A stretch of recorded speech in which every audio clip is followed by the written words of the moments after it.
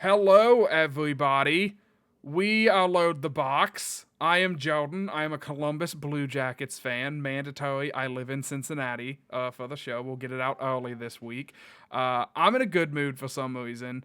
Me and Will, I got to tell Will a very personal story to me before the show started, so I'm in a good mood because of it. I am joined, as always, by number one co host to the Styles, Will Goodwin. Will, how are you? How was your week? My week. How much time do you have, Jordan? All the time in the world. I mean, an hour, I guess. That's like the Oh, max. well, I'll spare you because I think the listeners want to hear about football. It's been a week. We'll just leave it at that. I'm glad that we get an hour, as you say, to talk about football, and it's a good time to talk about football. It's it's middle of the off season. The NFL draft is around the corner, but we're sort of in that dead period where how many more mock drafts can you read? How many more mock drafts can you do? How many more dynasty drafts can you begin to think about? Um, how many podcasts can you listen to deciding whether or not Aaron Rodgers is going to end up in Pittsburgh, China, or Minneapolis? And so it's kind of a dead period, but there is so much to talk about, partly because the NFL owners meetings just happened. At- As we're coming to you now, it's Wednesday, April 9th, and the owners meeting ended about a week ago. They met down in Florida at a swanky resort and got to talk about a bunch of stuff. Many of those things being proposed rule changes, which NFL fans are naturally going to get either excited, worried, at least curious about. And for the most part, Jordan, I think most fans tend to be excited about rule changes because a league like the NFL is not going to change their rules willy-nilly. Typically, they will change them when there is a clear and obvious improvement that can be made to improve the product on the field, player safety, et cetera, et cetera. So we're just going to break down just a couple of the rule changes. I'm not going to dig into all these. If you want more detail on it, reporters who were down, or not, we're not actually down, I suppose, but reporters who had a chance to meet with the executives and the coaches at the players, or excuse me, at the owners meetings, have more detail on those. You can read them up on ESPN, The Athletic, all that. But a couple things that are probably more important just to touch on. The Detroit Lions, our friendly neighborhood Motor City Kitties, they proposed a rule change that would stop defensive holding from giving the offense a first down. That makes sense that the Lions would do that because the Lions tend to hold a lot on defense, Jordan. That rule did not pass. So, for those of you out there who are Vikings fans, if I was you, I'd probably breathe a sigh of relief because who gets held more than anybody in the world? Justin Jefferson and Jordan Addison. And so, those 5 yards are not only 5 yards for the offense, but they still will remain a first down. No change there. Um, Business as usual. One thing that, speaking of first downs, that is slightly different now is how everyone, Jordan, is always so irritated by the chain gangs, and I don't mean Jean Valjean from Les Mis and all the prisoners with the chains trying to pull that ship out of the harbor or whatever. The refs walking onto the field with the silly marker sticks and the inexact science of measuring a first down. The NFL is finally deciding that they're going to use the Hawkeye tech, the cameras up in the sky basically, to measure whether or not a first down was gained. We're going to skip the whole chain gain thing. I don't know about you, but I'm excited about that one because finally we don't have to use the index card. I think The Athletic made a joke about that. Like, we don't have to use these ridiculous archaic measurement standards to measure whether or not a first down was gained. So, I don't know if you have any hot takes on that. I think sometimes you like to be a little I don't know, sentimental about some of these things. So I don't know if you have any disagreements on that, but I personally am excited to get rid of the chain gangs. No, I think I still want there to be a physical chain gang because the players use it obviously. Yeah, they need to know where the first down Yeah, is, and yeah, yeah, yeah. yeah. And so like, but I'm all for using technology in like, this isn't like baseball, where that's a questionable ball strike call. Why don't we use computers to dedicate it? Well, because that's kind of part of the game of baseball. Like there is this human element of it's up to this scrub behind the plate to tell, and like I don't want to turn this into a baseball show, but it is that time of year. Um, I'm okay with this using technology. I know the NFL has talked about like the chip in the ball thing and all that. So like I'm okay with that.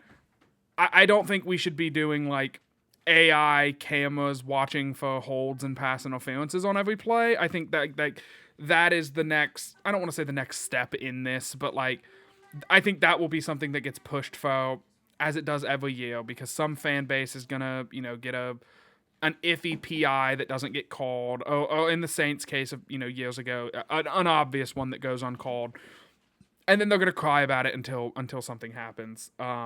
And then we're gonna have that terrible you can challenge, PI rule. So I'm sentimental when it comes to the game of football, but I like this change. I think it's we use replay and we use the technology for so much. We might as well use it for this. Yeah, I agree. Speaking of replay, Sam Darnold was seen crying somewhere in Seattle, Washington last Tuesday when it was announced that replay assist can now be helped to overturn a face mask type penalty, a 15-yard penalty personal foul, but it cannot add one. So Darnold obviously last year was a victim of multiple non-calls on face masks. The rule change doesn't allow for that to be called a face mask in retrospect. But what it would allow is if a face mask is called erroneously, you can then remove it. So seems a little bit silly, but I also understand to your point, Jordan, how much do we want to use replay for? Are we really wanting to review every single thing? Now, I think, from a Vikings fan perspective from last season, you'd look at that Rams game especially and see, I mean, the Vikings don't necessarily win that regular season Rams game because of a face mask that, cost them 2 points in the ball, but it changes the game completely. So, I don't know. It's a fine line of like how often do you want to go to the review, those sorts of things. Now, one thing I would maybe argue for in regard to this type of rule change is maybe you're not, going to the review monitors like they do in college basketball on every single out of bounds, but maybe like the replay assist thing. Why can't we use replay assist if it's clear and obvious? Like the replay assist will often call down and say, "Hey guys, that was an incomplete pass. Change it." Why can't we do that on a clear and obvious face mask that literally costs points? If we're reviewing every scoring play anyways, why can't we review something that literally caused the scoring play in that face mask? So I think there's a fine line because there is like football's this weird thing where it's like if you there's a hold on every play. You know what I mean?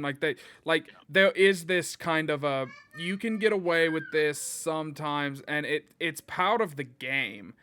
And I think if we go too deep into this territory of replay and going back in retro, there was a very and I don't want to. We're a Viking show, and I don't want to gripe on this. So like, if you're a Packers fan and you've stumbled into our domain, please don't poop on me. I'm not complaining. I'm over it.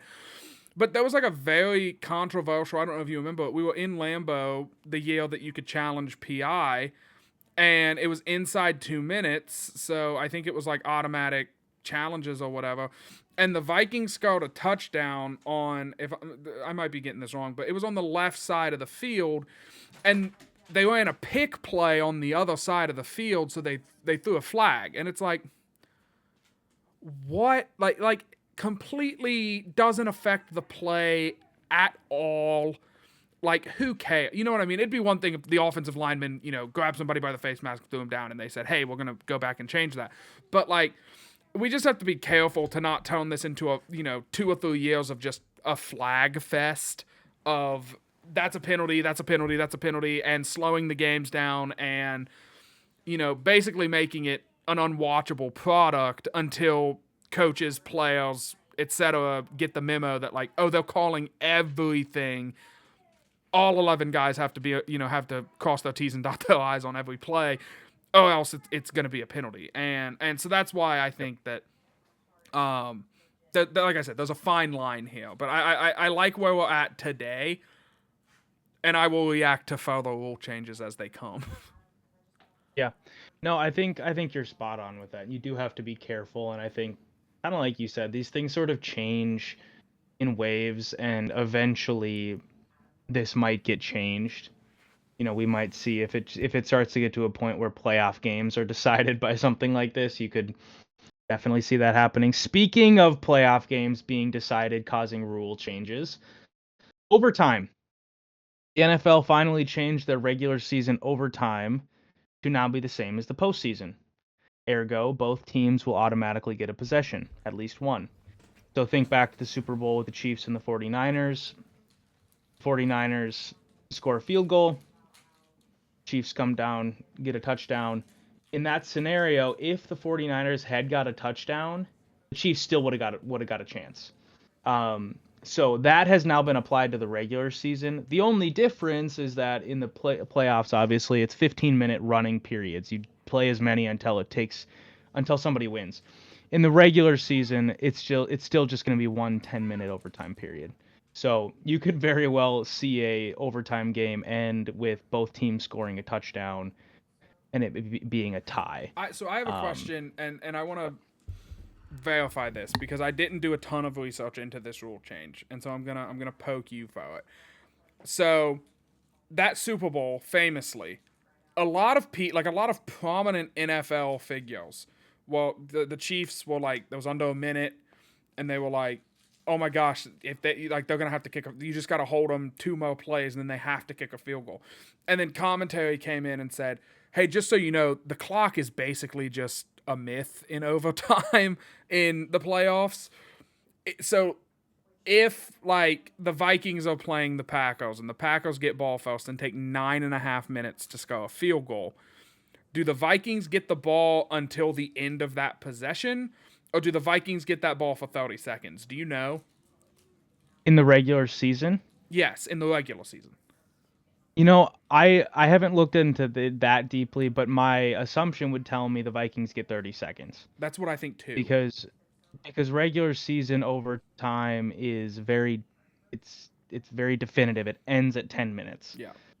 They have windows. They have time slots. Mm-hmm. They have to end games. That way you can watch the 4 o'clock games. And also there's a wear and tear aspect on the players' bodies. Like, you don't want to play a 20-minute OT period and then have to play on Thursday night.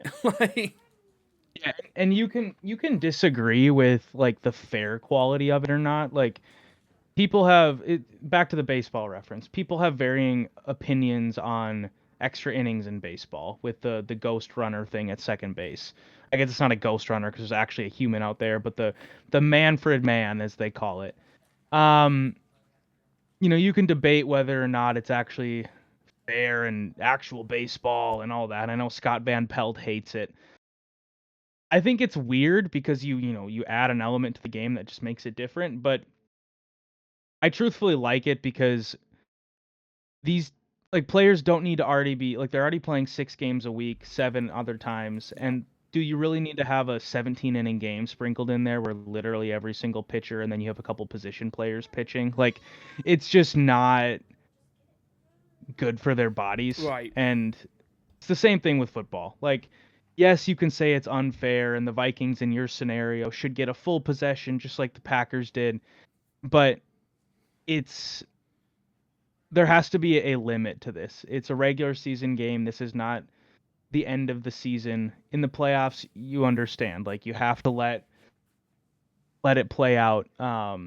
Anyway, so I think it is what it is. This is the new rule change. Go ahead. Yeah, I think, and this is, I don't want to get like too deep in the weeds and fleshing out this rule proposal, but I think they should really look at, like, you get the ball at the 50.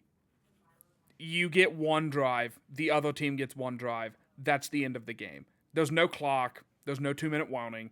You get one timeout for your drive, and that's it. Because and I don't know, maybe you do if you really want to keep it short. You say like you have 5 minutes. Each, like, you know what I mean? Like, each team gets a 5-minute drive that starts at the 50. You do with it what you can. At the end, if you get sacked for a 15-yard loss and you end up, and the other team makes you like punt or whatever, like, you don't punt, you just go for it. If you don't get it, the other team starts at the 50. They don't, like, there's no turnover on downs per se. Like, I think they should look at that, because I don't think they're ever going to go to the college one, because, like, did you watch the Georgia Tech game? It went to like 9 overtimes and it took forever because they had to keep swapping sides of the field and doing all that. And, like, don't get me wrong, that's electric for college football. College football is Saturday, I think Friday nights and Saturday nights. That's it. There's no Thursday night college football. There's not a Wednesday night college football. So, like, you don't have to worry about the wear and tear aspect of it, as well as, like, I don't think college football is as worried about their precious time-slotted windows as the NFL is. The NFL is very, like, there are 1 o'clock games, and then there are, let me talk in Minnesota. There are 12 o'clock games, there are 3 o'clock games, there's a 3:30 game, and then there's the night games. That's it. Like, and so I think that I would love to see them just go to, like, a very, like, if you want to make it like as fair as possible, then it's like, here you go. That's what you get. It doesn't matter who goes first. I mean, it does, because you want to know what you have to do if you're the other team. Yeah. And it would be a huge advantage, because it would be like, oh, they kicked a PAT. We can still win this game. Oh, they went for 2 and got it. The best we can do is tie this game. Like, I think it would add a little chess piece, but I don't know. That is my proposal. Take it, NFL. I agree. I've always been a proponent of that. The college overtime wouldn't work if you did a 1-for-1, because if you put the ball at the 25-yard line, you're already in chip shot range for every field goal kicker. So you have to put it at least to the 50, put them within striking distance, so, like, you could still make a ridiculous field goal, or you're in Hail Mary range where you could still potentially score. So I like that as well. Okay. The other one, speaking of kicks, this one, I'm excited about this one. I'm curious what you think about this one. The kickoff rule change, the kickoff rules got changed again. It's going to be the same thing where it's the landing zone, and, the guys start at the opposite side of the field, and you have to wait till the guy touches it and all that. Same weird XFL kickoff like we had last year. The small change is, last year, if there was a touchback, the ball went to the 30. Which was even, more generous than prior years, where, back when we were kids, Jordan, the touchback went to the 20. The 20. And then it was the 25, and then it was the 30, and now it's the 35. They changed it to the 35, and what that's going to do is it's going to force kickers to put the ball in play. Because no one wants to kick a touchback and force the other team, or give the other team 35-yard field, or 35-yard line field position. You're already 2 plays away from a field goal at that point. And so, I don't know about you, but I really like this, because I think those 5 yards, it might not seem like much, but I think now we're finally going to see teams saying, nah, we're not doing this touchback nonsense anymore. Put the ball in play. Yep. Because last year, kickoffs, typically guys got tackled around the 28, 29, 30, 31-yard line in there. So if you put the ball in play, you're more than likely going to have better field position as a defense. So I personally like it. It's going to force more kick returns. What do you think? Yeah, I like it. I don't know. I don't know the effect it will have, because I can. The minds of NFL coaches are unknowable. Like, I can't tell you what Todd Bowles is going to do with his kickoff unit. Like, I just don't know that. But if you look at the analytics data on starting position for a drive and then conversion to points, obviously, the closer you start to the end zone, the more points you score. So, like, if you start every drive at the 50, you're going to score a lot of points. But if you start every drive at the 10, you're not going to score as many points. Like, because you just have to go cover more ground. So every time they inch it or they bump it by 5 yards, it adds that, like, this is the one that's going to make teams, like, give it up and stop doing that. I like that the NFL is changing the kickoff rule and tweaking the kick. They want the kickoff. They don't want to abolish it. Kickers are part of the team. The kickoff unit is part of the team. it makes it to where like guys like Najee Thompson are a very valuable asset. And I know he's more of a punt guy, but just special teams in general, valuable assets to your team that you want to keep around if possible. And so I enjoy it, and I also think there's an aspect, and I think the league knows this. There's this really valuable asset or aspect of football. Well, is there anything that can swing the momentum of a game like a kickoff return for a touchdown? It takes like 20 seconds. So if you're down 2 possessions with like a minute and a half to go and you have 3 timeouts and you take a kickback, holy crap, a stop, use your timeouts, we're getting the ball back. We can go to OT, we can win this game. Like it can completely flip a game on its head, and it does. I think the NFL is very like they want, I don't know, not to dip into it. We're in the offseason, okay? We're going to talk about other sports. Houston and Duke. I think everybody in the country thought that game was over when Duke was up like 15 with like 8 minutes to go or something. And it was like, oh, yeah, that's Duke's going to go. It's going to be Duke, Florida. Duke's probably going to win, Cooper Flag. It is what it is. And then it was 12, and then it was 10, and then it was 8, and then Houston comes back, they win the game, and it's this, you know what I mean? Like, and it's this crazy ending. It had everybody talking. The NFL loves, like, leagues love that because it's free publicity. It's excitement. It gets the people going, as Jay-Z and Kanye West said on their very famous song. And so, they didn't say it. Will Ferrell said it, but anyway, they sampled it. So I think the kickoff is an aspect of that, where if you can get a kickoff return touchdown, gets the people going, and it can, like I said, swing the momentum of a game and complete. Like every time a kick gets taken back on the Vikings, it takes your breath away. Like it legitimately feels like you just got kicked in the stomach. But then when, we have like Cordell Patterson or Halvin or whoever it is, Marcus Shells, when you get a special teams touchdown, it's like, it feels like someone just wrote you a check for $500. You're just like, wow, this is amazing. Like, we didn't even have to own this one. It just happened. Like, it's just the best feeling. So I love that they're protecting it. And I get it's not the same old kickoff. It's the XFL kickoff. They're trying to make this historic. This is where I'm going to be very, sentimental. This integral part of the game that's always been there. They're modernizing it, and they're trying to play with the analytics community to say, how do we keep this as an aspect of the game without making it, like, hey, it's just the special teams show now. Like, you don't want to tone it into just that, but it still needs to maintain its prominence. And I think they're going to. I agree with what you said.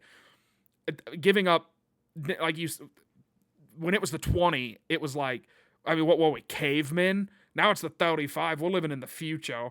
All right? Like, you can't give that up, man. Like, you're telling me you're just going to, like, Mike Zimmer, if he's a head coach, just old school Mike Zimmer, he's going to be like, you're telling me we basically are just going to give him a face mask? Put the ball in play. My DBs that I have 12 of can go tackle a guy, and I love it. I just love it.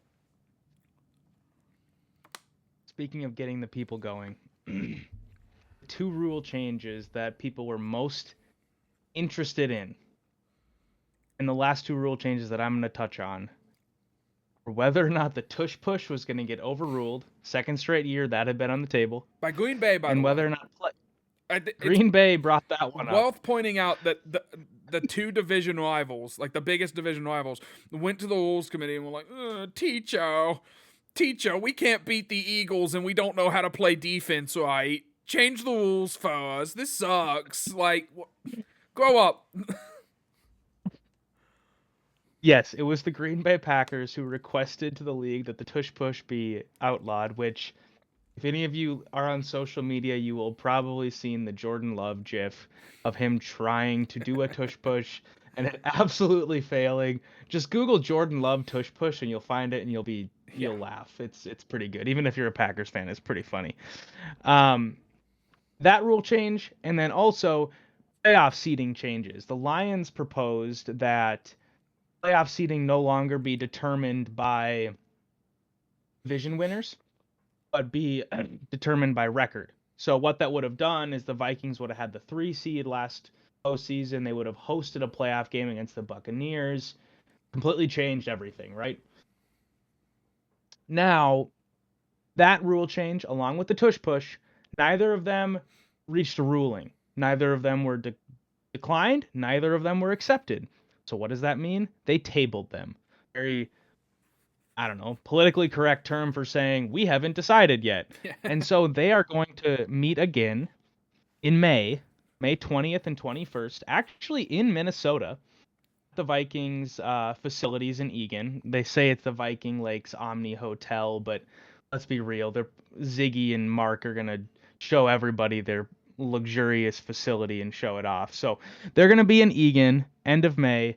And hopefully for Vikings and NFL fans, we'll have a ruling on either of those, whether or not the tush push stays, whether or not playoff seeding changes. I would assume that they have to come to some decision, and if they're quote unquote tabled again, then I would imagine they're both just rejected, and you're not going to make a change.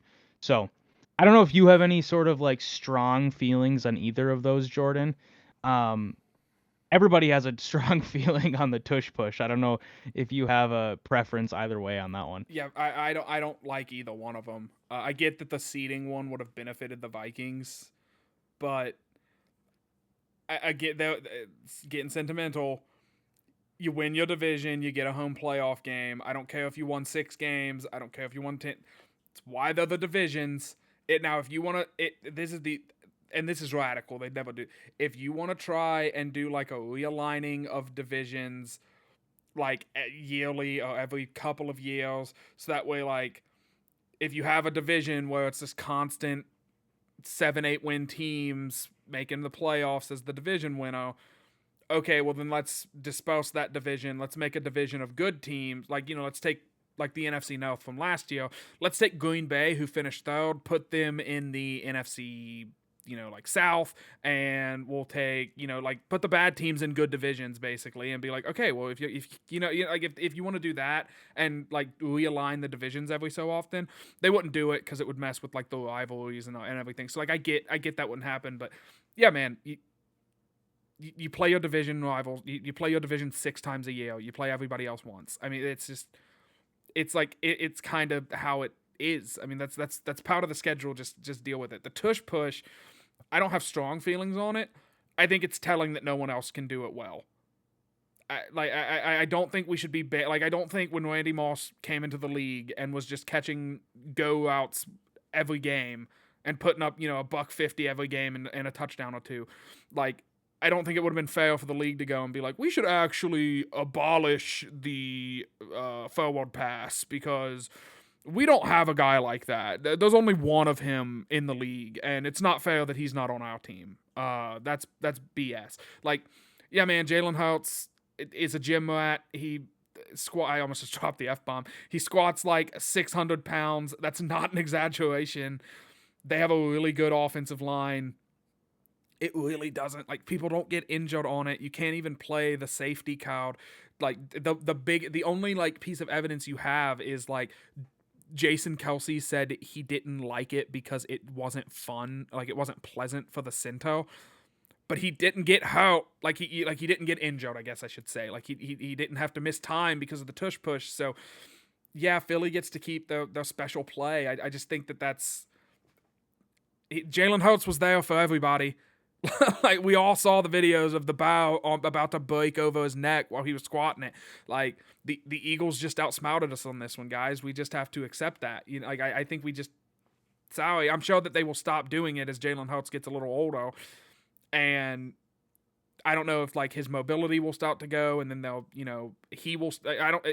He might Russell Wilson out in a few years, where it's like, oh, his athleticism is starting to go, and he's not as good of a passer as you need to be to play until you're 30, so you can go bounce around the league now. And, I don't know, maybe that'll happen, but I think we'll just in for 7 years of tush push. And it's like a 2-yard play. It's like, it's not like it's, again, it's not, I don't know, like, it's not one of these rules exploits that costs you 10 minutes of, taking delay of games, like Belichick and Vrabel. Like, I don't know. I like I said, I think we just have to deal with it. What do you think?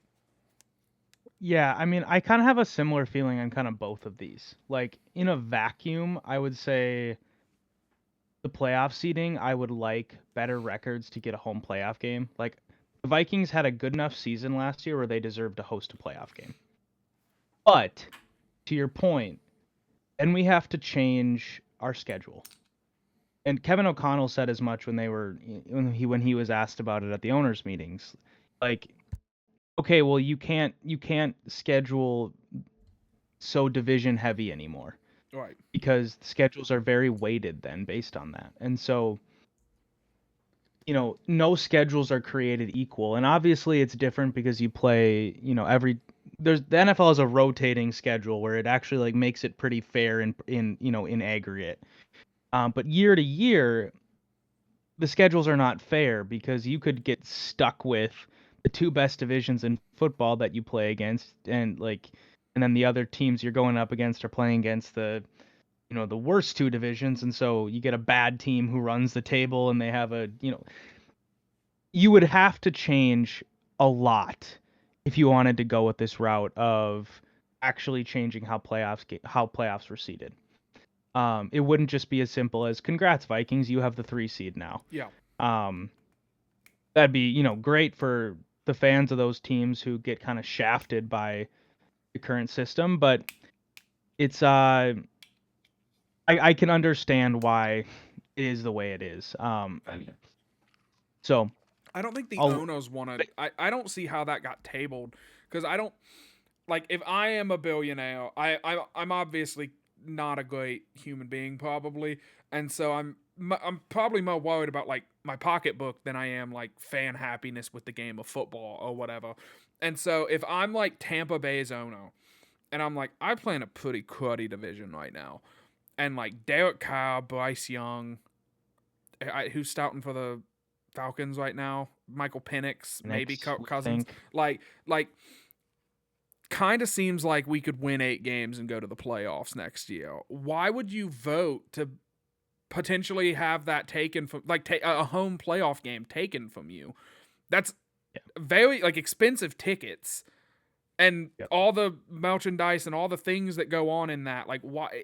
I don't know. It makes winning the division feel like it means nothing, which I think it should mean something. I like that college football has moved to this playoff system where winning the Big Ten, obviously it already kind of put you in the playoff. Like if you won the Big Ten, you were probably in the playoff. But like now it means you are in the playoff no matter win the conference.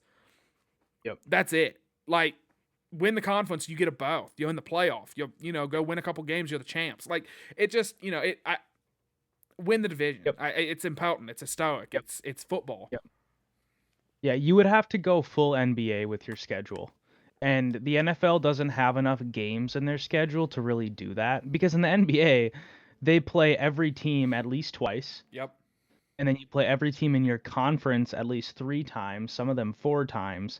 And so the schedules are basically all the same. When you're in the Western Conference, you basically have the same schedule whether or not you're the Timberwolves or the Lakers. It's just kind of... Yeah. But in the NFL, you don't have enough games to do that. Because if you wanted to play every team in the NFC, that's 15 games right there. And then what? You have 2 games for the AFC games? Like, that just wouldn't work. So I think we're agreed on that. It's a nice idea, and I like the sentiment, but I don't really think it's possible. Unless you really get the NFLPA to sign up for 30-week season. No divisions, like just conferences. And you play 30 weeks of football with 6 buys. It's a year-long thing now. We start in July. Guys are dying on the field, and every, 3-4 weeks there's a bye. And your fantasy league's going to be a lot more, tenuous at this point. Because I know by week 15... I'm like, oh my God, I gotta set my fantasy lineup. Here we go. You know what I mean? Like it starts to kind of become like all right, football. Like, I love you, but my team needs 15 different things to happen to make the playoffs. Like, this is tough to get up for the. You just can't. Like you said, there's not enough games, and it's such a physical game. You can't play enough games. Like the NFL can't do an 82 game season. No, the NFL is in the perfect sweet spot. Yep. Of limited amount of games, there's a scarcity of opportunities, as Kevin O'Connell would say, and every single game matters immensely. And it's a short enough season where you have all your fans tuned in, honed in for 4 months. And all they have to do to watch your team, you need 3 hours a week for 4 months. That's it. Yep. Baseball, you need 3 hours a day for 6 months. Just to watch the Reds give up it's a a 2-run bomb in the 10th inning like they did tonight. Lovely. Well, we could commiserate about baseball. The Twins are 3-8. So, they've already ruined my summer, and it's not even the middle of April. So, the other thing on the tush push, I'll keep it brief. I basically agree with you. It's an ugly play. I was gonna say it's a stupid play, but it's not. It's ugly. I would argue that if you got rid of the tush push, you'd have to outlaw pushing piles. You know how often, like, Dalton Reisner gets behind the pile and pushes Dalvin Cook for 9 more yards. Yep. I guess they were never on the same team together, but you know what I mean. Like, are we gonna all outlaw that then too? Because that's basically what it is. It's just pushing a pile. Right.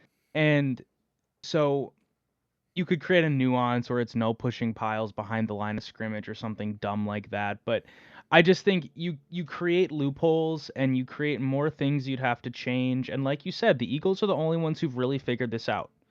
People say Bills the have got it pretty good. But look at But they that game didn't against the in the playoff Chiefs. Like, the Chiefs Yeah. shut it down. And you know, speaking of the Hawkeye Tech rule change, that might have helped the Bills in that playoff game because I think they got hosed by a poor spot, but that's maybe another debate. So I think we're in agreement there. I don't like the tush push because every time you play the Eagles, it's like, sweet, it's 4th and 1, they're gonna get the first down. Yep. It doesn't matter. You know, as Nick Sirianni said, he basically has a 1st and 9 every single time, which is fantastic if you're the Eagles. But yeah, I mean, they're really the only team who's figured it out. So if you're the Packers, stop whining about it and figure out how to stop it, because it's ridiculous to take out a rule. It's like, I don't know if this was another Scott Van Pelt reference. I tend to let his smooth voice wash over me at the end of the day. He made some comment about, like, when Kareem Abdul-Jabbar was dunking so much in college or in high school, they outlawed dunking because he was just too dominant. So it's kind of like that, where it's like, Eagles have figured it out. Nobody else has. Deal with it. But it's so much different. And like, I see the reference there, but like, if you dunk 25 times in a game, that's 50 points. That's crazy. If you do 20 tush pushes in a game, you're going to gain 20 yards. You're barely getting 2 first downs off of that. Oh, let's say you get 2 yards off of it. You know what? Like, it's not this. Like Megatron. I keep getting these videos about how Megatron, Calvin Johnson, caught like 56% of his goal line fades, which is an outrageous number for goal line fades, like, for the statistics. Are you telling me we should have banned the goal line fade because Megatron was just too good at it? Or should we congratulate the Lions for drafting Calvin Johnson? Like, isn't that, like, you should be rewarded for drafting unique players that can do unique things. Oh, Percy Harvin's too good at end rounds. No, nay, Minnesota. No, none of that. No wide receiver screens. He's too shifty. Like, what? What are we talking? It just doesn't. I don't know. It's like, we have a really good punter. Let's get rid of the punt because they keep pinning us inside the 10. It's not fair. Our drive should all start at the 35. Yeah, like, it's a sore loser response. Truthfully, yeah, really to me, it feels that way to me. And we've gotten tush pushed on. Yeah, you can make the argument that it's an ugly play. Sure, everybody thinks it's ugly. Nobody thinks it's like a good-looking play, but it's effective, and there's nothing illegal about it. So and does anybody just think move on? Halfback power, a fullback dive, is a sexy NFL play? Like, you watch halfback power, and you have to be a sick SOB to, like, get your rocks off to halfback power. I'm one of those guys. I think the tush push is a good-looking play. I think it is like, it's like a remnant of old school football you don't see a lot. When you give a fullback the ball, when Jim Harbaugh puts a undrafted free agent nose tackle at fullback and then gives him the ball, that's electric. Like, that's it it gets the people. I'm gonna have to title this the Kanye song, and like that's gonna be the title of this episode because it gets the people going. Like that's electric. So I think it's really cool whenever they say "F you," we're gonna push our quarterback 3 yards down the field, and you can't stop it. And you're gonna jump offside so many times. The refs are gonna say, if you do it, we're gonna give them a touchdown. Like, stop. You're not just accept your fate. Like, and this is why I really don't want it banned. Someone's gonna stop it, and it's gonna get stopped in a big game. And I don't know if it's going to be like a Monday night or if it's going to be a playoff game, but it's going to get stopped and it's going to go down in history as like the tush stop or whatever. It's going to have some name. I'm not creative like that, but I mean, it's going to be an epic moment when someone stops it. And maybe it's just me as a WWE fan being like, yeah, like it sucks. And it's happening and eventually good will conquer the evil because I hate Philly, and someone will stop it and it will be the downfall, and it'll be like, yeah, you should have just thrown the ball. Everyone thought you were going to tush push. You should have just ran a play action off of it. But I don't know. We got to talk about the draft, I think. We do. This went far longer than I imagined. I was thinking, yeah, let's bullet point these rule changes, move on, talk about the draft. The last thing I'll just say about that, I think the other great thing about the tush push, and it almost hurts saying that, is it evokes rugby. And football came from rugby. Mm-hmm. So there is something about that where it's like, it almost is a natural play to fit in this sport. Absolutely. So that's the last thing we'll say on that. Sorry for all the all the back and forth on that. I think it was fun though. It was fun to banter about these rule changes, things that we probably don't really do very often because we're so honed in on the Vikings. So NFL draft. It is still happening 2 weeks from tomorrow, probably 2 weeks from today when you listen to this, in Green Bay, Wisconsin. Those Packers are at it again. Jordan, we want to talk about a couple of position groups. The Vikings have a handful of needs that we've talked about all spring, but running backs and cornerbacks. Let's start with running backs. Who are a couple of guys that have piqued your interest and also maybe fit into what the Vikings could pick given their draft selections? Yeah, let me start by doing more of like a brief overview of why they're not going to take a Marion Hampton or like somebody like that. I think the Vikings are content with being a running back by committee. And maybe not content, but I don't think it is a coincidence they traded for Jordan Mason, who, while he is like on his second contract now, he doesn't have a lot of miles on him on the NFL level. Like, you know, he's been a backup, and then he kind of had his breakout last season. So I think they want to move to that Jahmyr Gibbs, David Montgomery. That's the gold standard in my opinion. They want to move to that two-back system. Sucks for fantasy football. Really good for real life winning games. So I don't think you're going to see them take one of the guys that is going to go in like the first or second round. Even if they trade back, I just don't see them trading back to 32 and then being like, and now we're taking Caleb Johnson out of Iowa. Like, I don't think they're going to do that. I also am factoring in, they have Jordan Mason, so they have a power back. So I don't think they're going to take, you know, like LeGarrette Blount, which breaks my heart because I want them to draft I'm going to talk about Cam Scatterbo now. I said it on last week's show with Dustin. Check that out if you haven't yet. Cam Scatterbo, it's the best review or profile of him that I've seen. I'm going to read it to you right now. Every few years, a running back emerges from the depths of college football to force NFL evaluators to throw their traditional metrics out the window. Because he ran a 4.6. He is 5'11". He's a fullback if you're being honest. Like, you look at him and he's a fullback, but he's just a consistent running back. And I think that especially with Aaron Jones and Jordan Mason in the building, he would just be so much fun to have to come in. And, you know, I'm not trying to, I love CJ Ham, but like, if you do want to keep a fullback, you could make him a fullback probably. But I think he's too talented to be a fullback. I just think he's just one of those like football players that I think everyone loves. And I just love him. I just really enjoy Cam Scatterbo, and I'm the bowl game against Texas, like obviously did a number on my heart. Watching him throw touchdowns and catch bombs and do all that. Getting into more realistic options, I have a few. You'll notice a trend with this. They are all smaller backs. Number one is Dylan Sampson. I think he might be a little too rich for the Vikings. He's probably going to go like late second, maybe third round. And I think the Vikings might be looking at more of like fifth, sixth, that range for their third running back. But Dylan Sampson, Tennessee running back, he's 5'11", 200 pounds. Ran a 4.42, so like low 4.4. He's very fast. He's a third down back. He's kind of an Aaron Jones replacement because I would assume that I know the Vikings signed Jones to a 2-year deal, but I would assume this would be potentially Aaron Jones' last ride with the Vikings. So Dylan Sampson's a guy that I like a lot, but not my favorite. I'm gonna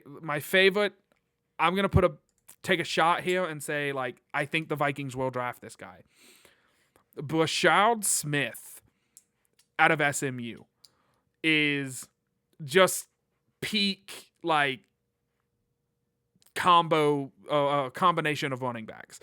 He's 5'10", he's 195 pounds, little guy, ran a 4.40, and is just, in my opinion, one of those guys. He doesn't pass block great, but bring that along. He's got a lot of speed. He's Ty Chandler. He has better hands than Ty Chandler, in my opinion, but I just love him as a prospect. I love watching him. Like, when you watch an NFL speed guy run in, like, a college atmosphere, it's very apparent because it's like, holy, that guy. That, you know what I mean? Like, you can just see it when you watch a game. And Brashard Smith has that speed. So I really like him. Another guy who's similar built, Devin Neal out of Kansas. I'm a fan of his as well. And a guy who I think is worth bringing up is Trevor Etienne, just because it's Travis Etienne's brother. He went to Georgia. He had some like off the field stuff, but he's the smallest guy I brought up. He's 5'9", but he does weigh 205, so he's a little bit stockier. But yeah, Brashard Smith is the name that I want people to walk away from this knowing. Out of SMU, he's small, but the acceleration is there. The pass catching is there. He's a guy that could probably go play in the slot for you. You know, like I know that's like a buzzword now for running backs. Like, oh, he could be a slot guy. So, he's my favorite right now. He's the one that I'm like, take him in the 5th round, 6th round. He's your Aaron Jones replacement next year. I really like that. I too, having watched the Vikings for the last 3 years, I mean, let's just be real. I mean, basically since Adrian Peterson left, and the Vikings not having a bruising running back. Yes, there's been smatterings of, oh gosh, who was the Dalvin Cook replacement in 2017? Latavius Murray. Yeah, and Jerick McKinnon. And Jerick McKinnon. Like, Murray was pretty physical, but let's be like, the Vikings have kind of always had these like slashy running backs. And ever's like Adrian Peterson was the only one in my lifetime that I've ever really seen just seek out the contact, lower the contact, and actually, you know, create yardage by lowering his shoulder. I think I would love, having watched that my whole life, to go get somebody like Scatterbo, or Cam Scatterbo, I should say. Mm-hmm. Like, I too, you know, watched Cam Scatterbo at the end of his ASU career. He made Arizona State football relevant, which is a feat in and of itself.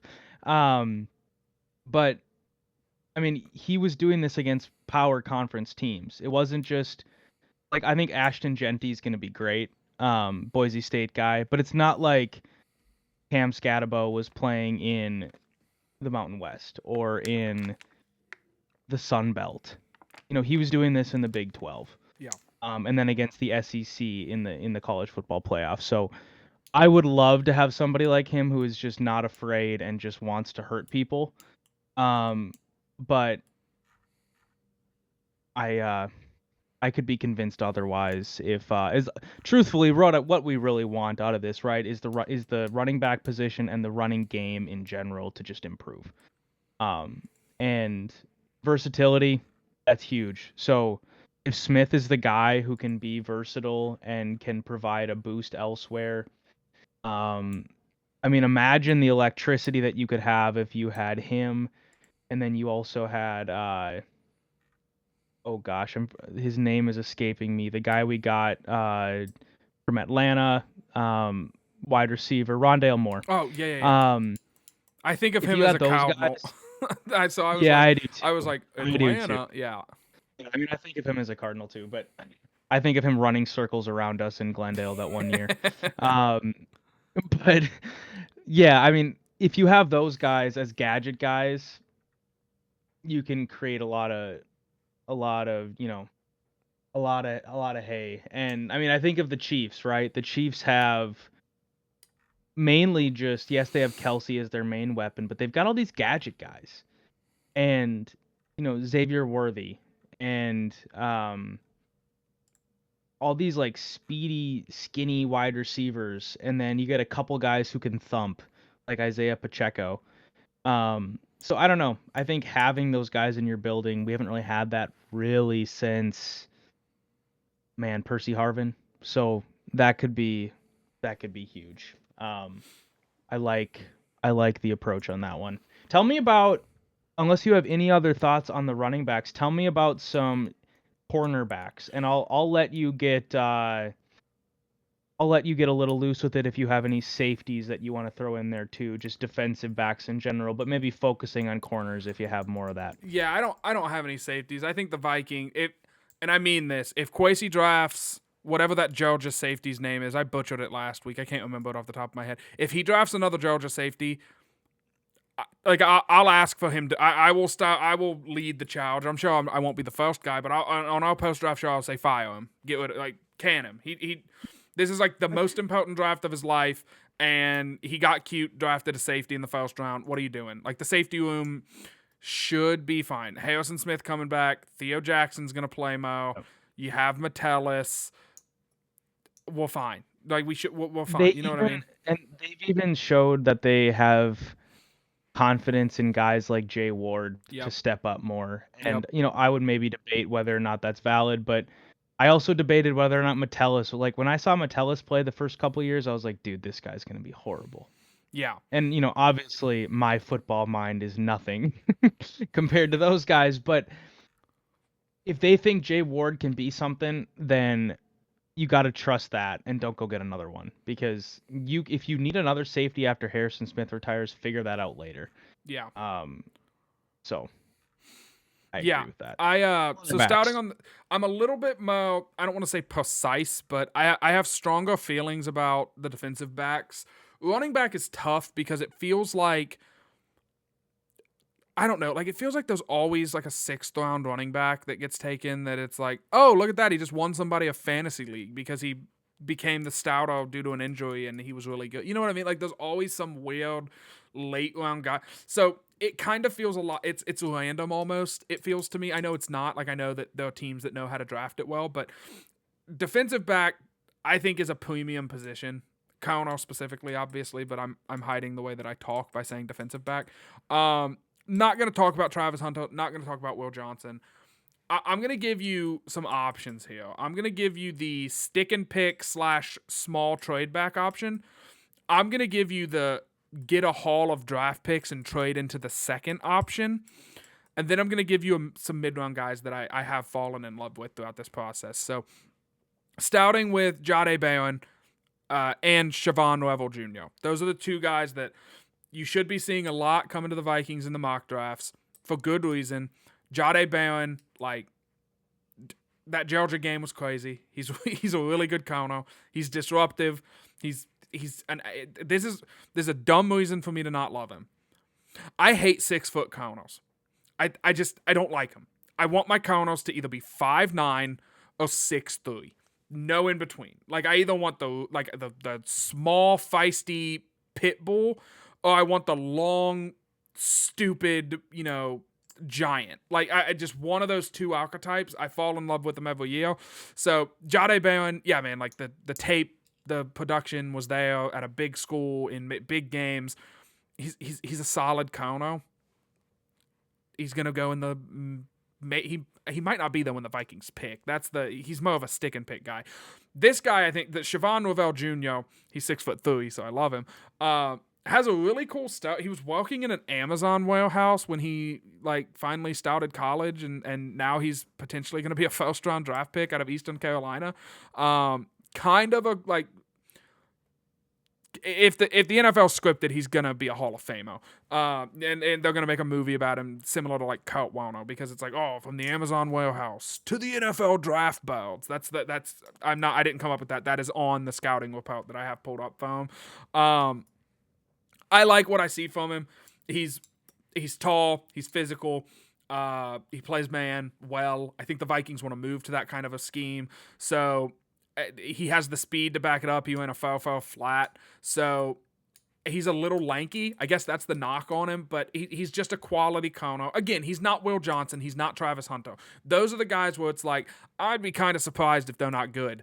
We're talking about late first round picks here. Siobhan Novell, there's obviously the risk. I wouldn't bet on the Vikings taking him. Kwesi loves drafting big school guys. I actually just read a piece. I can't remember who it was by. I'm sorry. You don't need the recognition. You're more famous than me. I read a piece about how Kwesi tends to draft from the power conferences more than he doesn't really take a lot of chances on small school guys. He wants Big Ten SEC guys coming into the NFL, which I kind of like. Until I fall in love with a guy from Eastern Carolina, and then I'm come on, just this once, Quace. He's 6'3". That's the perfect height. Let's say the Vikings trade back, though, and they decide, you know what, I don't know, Vegas called, and they want to give us a haul to come up, and we're not going to pick until the 6th pick in the 2nd round. But we're okay with that because we really like Benjamin Morrison, the Gold Domo. Again, he's a 6-foot corner. I hate him, but he's just a man. He's a solid man corner on a Notre Dame defense that I will maintain until the day I die. Was maybe the second best Notre Dame defense I've seen in my life. I think the Manti Te'o defense was better, but he was the number one corner, and he did a pretty good job. So Benjamin Morrison's a guy. He's a $190. He ran a sub 40, so he does have that speed, good recovery speed, things like that. Getting into the late round guy. Do you have any questions? I feel like I'm rambling here, and I don't want to Good. No, this is good. This is good. Okay. Just people they want, as they say. I'll do one more. I'll just point out a guy that I really like. That is, it's looking like he's going to go maybe late third, maybe early fourth. And again, these are just projections. Who knows? This guy could go in the 2nd round and shock everybody. Jalen Hurts wasn't supposed to go in the 2nd round, and he did. And now they're trying to ban his signature play from the league. And he's a Super Bowl champion. Jacob Parrish out of K-State. Do you want to guess his height? He's 6 foot. He is 5'10".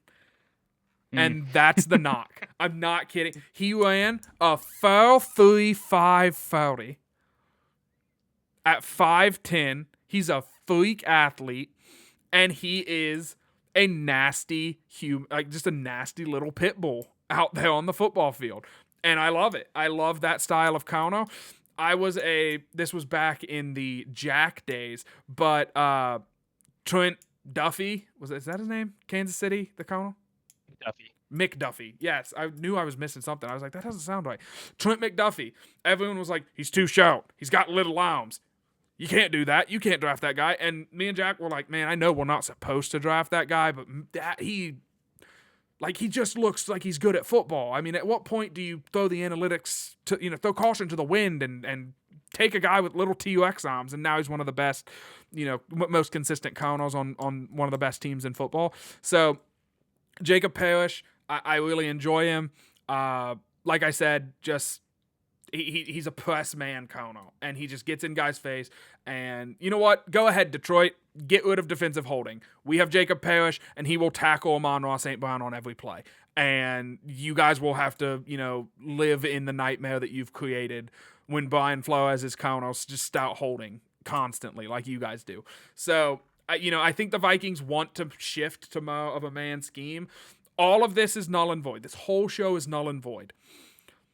And forget the reckless speculation nightclub story about Asante Samuel Jr. Just throw that out the window.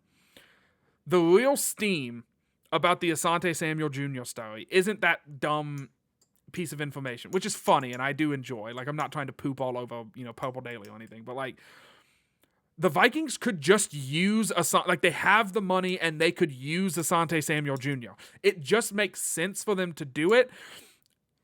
So that should be the reason that there's some heat behind it. And he fits the Kwesi profile of like first round pick or second round pick, highly touted prospect. Let's call it that. A highly touted prospect who has some injury concerns. So that will probably knock the price down. This seems like a stock I should buy into now.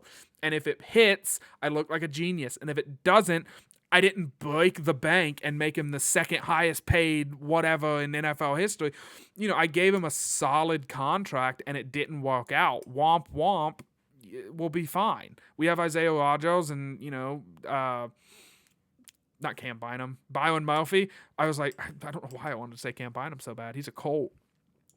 We've got Byron Murphy and Isaiah Rodgers and Theo Jackson coming back. He's just another body to add to the room, and he'll probably start. I mean, if he stays healthy, Asante Samuel Jr. will start for the Vikings. I don't think there's any doubt about that in my mind. So, those are my guys. That's what I have. That's, I gave some draft options. My preferred course of action is to sign Asante Samuel Jr. I don't like drafting corners unless there's if there's any, like if the Vikings are going to do something crazy and trade all 5 picks that they have to move up and get Will Johnson. Unless you're doing that, I should point out, I there's a second corner. I think no. I think I'm getting this backwards. Let me pull up my notes. I just want to make sure that I cross all my T's and dot all my I's here. This is electric entertainment, I know. No, I'm thinking of something else. Forget anything I was about to say. We will not edit this in post because I'm lazy, but yeah. The other thing that I just wanted to throw out there is a random caveat. The football team formerly known as the Oakland Raiders released Jack Jones. Oh, that's a good one. What say you about bringing in a guy who has had injury history, off the field problems, not necessarily a guy who has shown a ton of, shall I say, commitment to the craft, but possesses a ton of physical skill? So, Thoughts? And this is, trust me, I'm not going to dig through the LTB archives and find the clip where I said it. But when we were doing the draft process, when Jack Jones was coming out, I said, there's this guy. He's kind of an a-hole. He's going to be a problem. He's going to be a good corner. His name is Jack Jones. I want the Vikings to draft him. So then I think like the Patriots drafted him and released him originally, and the Vikings put a claim in, but Vegas got him before we did. And so I was like, my heart broke because I love Jack Jones. I don't care. Yeah, I would call him tonight. It would mess up the comp pick formula, but I'd rather have Asante Samuel Jr. because you don't have to worry about the off the field stuff and just the general tomfoolery that Jack Jones brings. In a perfect world, though, man, could you imagine if we brought in both of them? Because I don't think Jack Jones is going to fetch that high of a price tag with it. Like, could you imagine if they were like, hey, by the way, our secondary is now Byron Murphy Jr., stand-up citizen, good NFL corner. Asante Samuel Jr., if he stays healthy, good NFL corner. And then Jack Jones is the third guy on that list. Like, the depth would be crazy.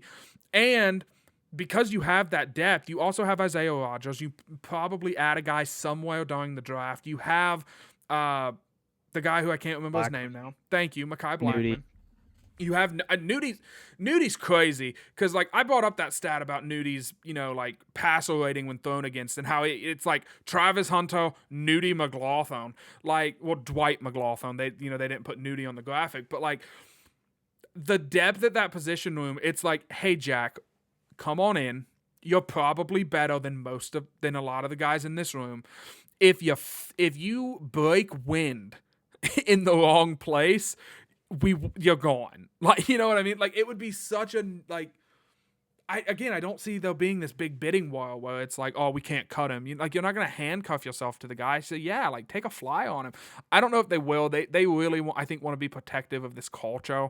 And what has Kevin O'Connell beaten us over the head with the last 2 years? Guys that are smart and love football. Jack Jones doesn't strike me as either one of those things. He's good at football. I don't think he loves it, and I don't want to question his intelligence. He makes a lot of dumb decisions. So I don't think he would. I don't think he's coming, but I would. I mean, he's good. You took the words out of my mouth. I was gonna say, that's their formula. It's the smart, the tough, the love football thing, and you can't question a guy's, toughness based on injuries and that kind of thing. Like, it is what it is. I'm honestly, truthfully, not even totally sure how much he's had injury wise, but the love football thing is, I think, the thing that would probably concern me the most. Because like he's had these bouts where he's just on the field, he's inconsistent. He was benched due to lack of effort when he played for the Raiders. Like, that kind of thing. Yes, I think that shows a lot about the Las Vegas Raiders, maybe more than it does about one individual player. I mean, the Raiders have had plenty and plenty and plenty of off the field problems. So maybe it's not just a Jack Jones problem, but I think there's probably just too many questions there. So in terms of what the Vikings formula is, and I think it's probably generally a good one. I mean, heck, they started really advertising this smart, tough, and love football thing, and what they do, they won 14 games. So I think it's a decent formula, and I think it'd probably be unlikely that they would bring him in. Yeah, just to go through this, like, real quick, I just want to point this out. One of his off the field issues, just smart, tough, love football. All right, smart, tough, smart. Let's focus on that. However, his tenure with the Patriots was marred by off-field issues, including a June 2023 arrest for attempting to bring firearms onto an airplane. What? Yeah. He did a year of probation for that. So, like you said, like, that's not great. That's not that's not great at all. Speaking of things that are great, let's do final thoughts. We have kept you, audience, for very long. Thank you for the dedicated listening. I'll just finish with a couple notes of things that are great from what I heard from the Vikings brass, as they say, from the owners meeting. When Kevin O'Connell was talking about Isaiah Rodgers, he was saying that he didn't make any direct comparisons because he didn't want to put Isaiah Rodgers in a bad position where he has this undue expectation. But he said the praise that Isaiah Rodgers has gotten and the excitement that Brian Flores has poured into getting Isaiah Rodgers on this team is unlike many players that they've brought in. So that tells you something about what Isaiah Rodgers is gonna bring to this team. Brian Flores knows him when he sees him, and he has made a defense out of guys that maybe have not fit the other schemes they played in as well. Blake Cashman, Jonathan Grenard, Benjamin Ginkle, good players. But when Brian Flores got them, they turned into great players. And now, it remains to be seen what's going to happen with Isaiah Rodgers, but the fact that Brian Flores was pounding the table for this guy, I think says a lot. I think maybe the last thing I'll say, just as a fun little sentimental tidbit, is Harrison Smith obviously coming back. Everybody that has a soul in Vikings land is excited about that. Even if nothing else for the vibes. I mean, he comes back on a cheap deal every time. He's an unbelievable leader, team captain, and he has coffee with Kevin O'Connell every Friday morning. It's like the cutest thing ever. He's older than That KOC, isn't he? I know. They're like the same age, or Yeah. if it basically came in the same draft. Not actually, but they're both these, old guys who one of them's still playing and the other one just happens to coach. And I guess Harrison Smith, texted or called O'Connell when he was telling him he was coming back, and he just said, "I got one more in me." So at least one more for 22 in the secondary for the Vikings. So it's an exciting time. Lots of things to unpack, lots of things to divulge, lots of things to, you know, read much too into, but it's an exciting time. Everybody's got Super Bowl aspirations in April. So, Jordan, take us home. Yeah, it is. It's the best. I'm trying to find a stat here to see. No, see, O'Connell never really got to play that much. So I was trying to see who had more interceptions, between KOC and Harrison Smith, but Harrison Smith has him smoked. I was hoping Kevin O'Connell would take that. Yeah, way more. Because Kevin O'Connell didn't throw a lot of balls. He probably threw 36 passes, and Harrison Smith has about 36 interceptions. He has 39, and also Harrison Smith is 36 years old, and Kevin O'Connell is 39 years old. We're gonna keep it up. We're gonna see how long this tradition goes. Book Club, The Haunting of Hill House, the novel that the show is based on, I guess. I don't know. It's pretty solid right now. I'm only about halfway. I'm not even halfway into it, but it's setting the scene. Like, the house is creepy. Shocko. Yeah, man, I don't know. I just don't have anything. Like, I'm wearing the Blue Jacket stuff this week. I'll wear the Reds hat next week. It's bucket hat summer. Like, I'm fully into summer mode. The Jackets need a lot to happen to get into the playoffs. My basement flooded. There's so much I could go into. I think final thoughts for me are just thanks for sticking with us for over an hour tonight. I do think this was a good show. I don't think this was it's not like we just rambled about nonsense. We talked about football, which is shocking we had this much content to do. But next week, I believe, Dustin coming back soon. So tune in for that. Follow the show at LTB Vikings. Check out the YouTube, the Twitter, the X, whatever. Peep Will at Will Badloos on the socials, and make sure you're checking out the Bad Loser blog, VikingsTerritory.com, all of that good stuff. Yeah, man, I really, I feel like I ask you this a lot. How into the Wild are you? I'm a tangential check the scores once in a while. I live in the state of hockey, but I never played it, and I'm just a basketball guy. That's fair. That's my fair. interest is pretty low. I mean, once it gets to the postseason, I think the Wild are probably going to make it as a wild card. I'll probably, watch a game or two, but Yeah, it's pretty low interest. Yeah, I don't know. It's fun, but yeah, the Jackets broke my heart. If you would asked me 2 months ago where we'd be at this stage, I would have been going to the playoffs. We might not even be a wild card. We might skyrocket on up, and our offense is blah blah blah. And man, it was just every night. I just get because I can't watch every game. 82 games, it's tough. But it was just constantly. I'd get these Jackets lose 5-1. Jackets lose. They went 3 or 4 straight games getting shut out. The Reds went 3 straight games losing 1-0. My life's been pretty tough. I shot a 107 on a golf simulator last weekend. Yeah, man. Which 107? I'm gonna be honest. 107 for me is hey, that's not too bad. That's 5 strokes off the normal scale. So, yeah, man. Enjoy your summer. Like Will said, summer's already ruined for some of us because our baseball teams are giving up 2 home runs to the Giants in extra innings after they hung 5 in the second. Whatever. I'm over it. I guess. Keep on rocking. We'll have more football. The draft's coming up, and then it's really gonna die. So, thank you guys. I've been Jordan. He's been Will. Skol, y'all.